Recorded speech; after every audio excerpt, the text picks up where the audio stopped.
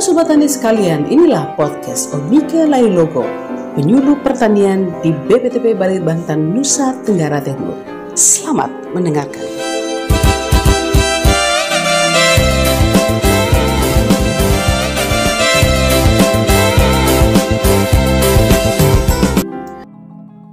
Halo Sobat Tani sekalian, salam jumpa kembali dengan kami, khususnya saya dan Ibu Debbie ya, di podcast saya Omika Lailogo berbagi. Dan saat ini kami akan berbincang-bincang sedikit atau membagi informasi mengenai Lamtoro Taramba, tapi khususnya pada pagi hari ini kita akan sedikit mengulas tentang 9 kelebihan dari atau keunggulan dari Lamtoro Taramba ini untuk dijadikan sebagai pakan yang berkualitas bagi ternak ruminansi, itu bisa di NTT ataupun di tempat-tempat yang lain yang bisa memanfaatkannya. Nah, bersama saya sudah ada Ibu Insinyur Deborah Kanha MSI. Selamat pagi Ibu Debbie. Kami biasa menyapa Ibu Debbie. Ibu Debbie ini adalah seorang peneliti BPTP NTT yang memang selama ini sudah sangat bekerja keras bersama Pak Profesor Yakob Nulik dalam pengembangan Lamtoro Taramba ini ya, sehingga sudah dikenal di banyak tempat ya Ibu ya. Jadi bukan hanya di NTT tapi juga di hampir di seluruh provinsi di Indonesia, bahkan juga sudah sampai keluar ya, Timor Leste ya. Itu sudah melakukan pengembangan Lamtoro Taramba ini. Nah, istilahnya kita fokus ke 9 kelebihan ya yang kita Ibu khususkan ke situ ya. Mungkin Ibu bisa jelaskan kelebihannya kira-kira apa saja.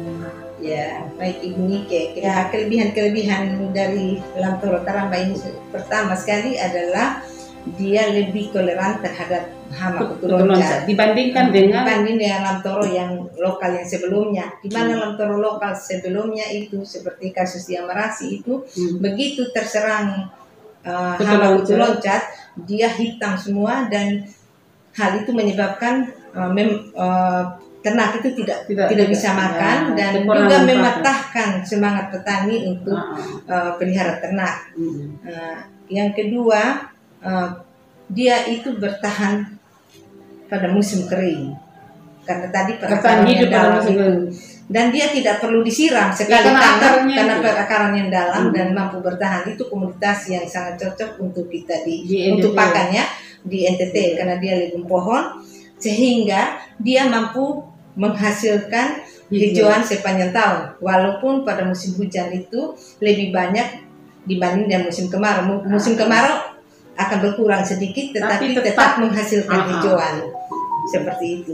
Dia lebih banyak dari yang dalam toro yang lain ya kan? Yang dihasilkan toh? Iya, lebih banyak mampu menghasilkan hijauan sepanjang tahun. Walaupun pada musim kemarau itu produksi hijauannya agak sedikit berkurang. Tapi kalau di lokasi-lokasi yang memang tidak ada air seperti di Camplong 2 itu yang tanah berbatu-batu itu, tapi dia masih survive sampai sepanjang tahun itu ada. Musim kemarau itu masih dapat gitu. Kemudian ya sehingga tentunya lembu pohon ini menghasilkan hijauan pakan yang berkualitas untuk ternak-ternak sapi kita ya. Karena kalau tidak dapat hijauan juga ternak ruminansia kita akan terjadi penurunan bobot badan yang sangat tinggi, yang bahkan ada kematian dan segala macamnya. Dan itu dia mampu tadi seperti dia kan mampu juga beradaptasi dengan semua jenis tanah ya. Oh iya, bisa tumbuh semua jenis tanah. Jadi keunggulan yang lain itu ya. Iya. Itu mampu. Ya itu juga sebagai pakan ternak gembala. Kalau kita tanam di sana di tempat gembala, tapi memang pada awal kita tanam itu tidak bisa kita langsung masukkan ternak di situ. Tunggu sampai dia sudah setinggi 1 meter, kemudian dibiarkan ternak di situ merenggut sendiri, itu bisa. Tapi memang harus dirotasi, tidak bisa dibiarkan permanen di situ ternak. Karena ternak sapi kita kalau lapar, kulit batang lamtoro pun dia akan kikis dan menyebabkan tanaman itu mati. Kelebihan lainnya itu Iya. Kelebihan lainnya itu kalau diatur pemangkasannya cepat sekali bertumbuh. Oh, dia tahan pemangkasan. Kalau untuk ternak gembala tadi tahan rembutan. Nah, tahan rembutan, tahan pemangkasan itu cukup bagus. Kemudian dia juga apa? Selain dia menghasilkan hijauan pakan ya untuk ternak sapi, kambing ataupun ternak babi bahkan itu bisa tapi dia bisa juga sekarang menghasilkan tambahan pendapatan dari benih-benih itu untuk petani-petani yang memang memproduksi benih lamtoro teramba yang sekarang ini lagi memang harganya cukup bagus untuk petani kita ya, berkisar 50 sampai 65 ya per kilogram. Itu belum, kalau untuk tempat yang jauh belum ongkos kirim kan? Itu tentunya ongkos kirim ditanggung oleh si pembeli. Dan memang cukup mahal ya. Dan untuk saat ini kita petani kita di sini kami sudah mengeluarkan sekitar 15 ton. Itu dari petani dari Camplong 2, dari Oebola dalam, kemudian beberapa Amarasi tidak bisa kita jadikan sebagai sumber benih karena dia banyak lamtoro lokal yang tercampur sehingga akan tercampur, bukan lagi pure teramba yang kita dapatkan. Kupang Barat bisa Bu, tapi tidak banyak dari Kupang Barat sekarang. Yang paling banyak berarti dari Patuleu. Patuleu ya. Iya. Dan baru saja kunjungan Pak Gubernur ke Camplong 2 tanggal berapa itu? Yang minggu kemarin sebelum bencana. Sebelum bencana itu beliau mengambil 2 ton dari sana untuk didistribusikan ke daerah-daerah lain. Jadi dengan harga. Tapi mereka sudah siapkan, memang sudah ada. Sudah. Masih stoknya masih ada. Itu dari kelompok tani yang dari kelompok tani Setetes Madu. Ya, jadi memang masih bagus. Kemudian yang lainnya mungkin apa? Dia mungkin petani juga menyediakan anakan. Itu dapat penghasilan lagi kan? Penghasilan lagi dengan harga 1 polybag dengan ukuran tingginya sekitar 50 cm itu mereka sudah bisa mendapatkan 2.000 sampai 2.500 per polybag. Jadi ini sebagai tambahan pendapatan. Jadi manfaat dari lamtoro teramba ini ya cukup banyak sebenarnya. Untuk kayu-kayu yang lurus itu juga bisa dipakai sebagai tongkat rumah atau apa namanya pokoknya untuk bangunan rumah, untuk kandang bisa ya. Bahkan kalau sudah besar sekali dan itu bisa jadikan buat mebel sebenarnya. Tapi kita di NTT kan lebih fokus untuk pakan ternak ya, daunnya. Daunnya. Karena memang kondisi kita kering dan selalu terjadi kekurangan pakan. Itu yang diandalkan untuk peternak-peternak kita bisa memanfaatkan itu ya. Tapi yang seperti yang lalu itu Ibu Dewi, yang pengembangan khususnya di Kupang ini yang paling besar itu ada di Camplong 2 ya, di Patuleu ya. Di Camplong 2 itu sudah 500-an hektar. 500 hektar ya. Dan itu unik Ibu Nike, kita tidak susah payah seperti kita memulai dulu ya. Setelah mereka melihat dan merasakan manfaatnya itu, dan lamtoro ini bisa hidup di lahan kering dan tidak perlu disiram. Dan sendirinya mereka setiap tahun petani itu menanam. Jadi ada penambahan setiap tahun. Seperti contoh yang Setetes Madu itu penambahannya tahun ini 30 hektar. Ada di kelompok Telekomoli lebih dari 40 hektar. Beberapa kelompok itu sudah merasakan. Itu juga yang terjadi di Oebola dalam ya. Jadi tanpa pemaksaan lagi untuk mereka tapi mereka dengan sendirinya dengan melihat kelebihan dari lamtoro teramba ini. Karena mereka pelihara ternak. Tapi pemberiannya kepada ternak bagusnya itu dicampur saja ya dengan rumput ya, karena apa istilahnya pemborosan. Karena saya pikir harus dikombinasi ya antara legum dengan rumput dan tetap kita legum, dan yang idealnya bagusnya memang 60% rumput, 40% lego. Tapi di tingkat petani sering Biasanya. kita menganjurkan ya 50-50% untuk memudahkannya, memudahkan untuk aplikasi. Karena kalau dikasih lamtoro juga pemborosan ya. Nah, kalau dikasih lamtoro kan nilai nutrisinya cukup bagus, terutama proteinnya itu bisa di atas 24%. Sedangkan kebutuhan ternak sapi kita itu hanya 12-14%. Jadi harus dikombin, dikombinasi dengan rumput ini ya. Iya. Terus ya sudah ya, untuk benih ini Ibu, benih lamtoro ini kita sudah memang distribusi ke semua ya. Iya, itu cerita menarik sebetulnya itu. Iya, kami juga dapat permintaan lagi dari beberapa teman, terutama dari Yogyakarta, Gunung Kidul ya. Gunung Kidul, kemudian dari Bogor juga beberapa teman dan lagi mengurus proses pengiriman ke sana. Dan pada dasarnya kan semua artinya di NTT sendiri semua hampir semua kabupaten sudah tadi dijelaskan. Kemudian di provinsi lain juga kan sudah provinsi lain ya. Sudah kami punya data itu terutama dan NGO kita LSM yang bergerak di bidang pertanian peternakan itu sudah juga ada beberapa NGO yang cukup banyak mengambil, ada yang bisa mengorder sampai 1 ton seperti gabungan 9 NGO yang di Sumba itu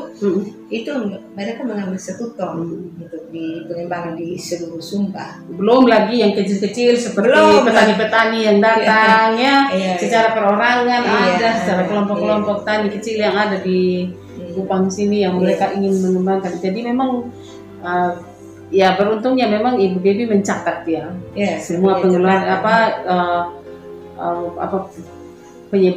penyebarannya itu pasti sudah ada tercatat sehingga betul-betul memang kita tidak hanya bicara ya kan? Iya, kita punya datanya. Punya data bahwa memang Lamtoro Taramba ini sebetulnya memang sudah sangat-sangat menjadi ikon sebetulnya di. Iya. Cuma sayangnya Ibu Nike, memang saya mencatat semua, tetapi untuk mengetahui dan pasti berapa yang tumbuh di yang tempat-tempat yang jauh itu untuk luasannya paling tidak lewat HP yang tinggalkan saja ya, lewat telepon. Karena setiap mereka datang membeli Lamtoro Taramba, di buku itu saya sudah catat nama siapa, rencana tanamnya di mana, terus nomor HP-nya. Tapi ya kalau kita mau betul-betul memastikan berapa yang ini, kita harus lewat telepon karena kita tidak kehabisan anggaran sekarang untuk ke lokasi-lokasi itu dan jauh juga dan cukup mahal ya ke daerah-daerah itu ya. Tentunya ini kita siasati dengan lewat telepon. Jadi bagi Bapak Ibu petani peternak ya yang masih atau mempunyai minat untuk pengembangan Lamtoro Taramba ini bisa menghubungi Ibu Insinyur Deborah Kanhau MSc lewat nomor telepon di bawah ini. Nanti nomor telepon Ibu Debbie silakan hubungi kalau memesan benih atau seperti apa, minta penjelasan atau seperti apa. Silakan hubungi Ibu Debbie, nanti ini ada di nomor telepon yang ada di sini. Saya tambahkan sedikit Ibu Nike menyambung benih ini karena di kemasan yang kami sudah kirim yang kami sudah buat sudah tentukan nama kelompok petani penangkarnya dan juga nomor HP yang bisa dihubungi. Jadi itu untuk memudahkan dan kita. Kalau saya tidak dapat dihubungi kan termasuk nomor saya di situ. Itu langsung ke petaninya bisa seperti itu. Tapi untuk yang menyaksikan ini bisa kan hubungi lewat nomor telepon yang tadi. Jadi kita supaya bisa langsung berhubungan dengan Ibu Debbie lewat kontak person, telepon atau WA ya. Supaya bisa artinya begini, kalau sudah ada pesanan kan Ibu kan juga bisa menyediakan stoknya karena kita harus ambil. Ini kan namanya dari penangkar, jadi harus pesan lagi ke penangkar sehingga benar-benar yang diberikan benih itu adalah benar-benar Taramba yang murni. Ya memang karena memang penangkar-penangkar ini sudah jadi berarti bukan dari semua lokasi ya. Lokasi yang sudah diseleksi. Karena memang penanaman Taramba ini kemarin yang di tempat ini, yang tempat pemesanan ini memang itu bisa dikatakan murni karena memang sudah semua yang Lamtoro lokal sudah disingkirkan ya, sudah dimusnahkan sehingga yang tumbuh hanya Lamtoro Taramba, sehingga tidak tercampur benih ini.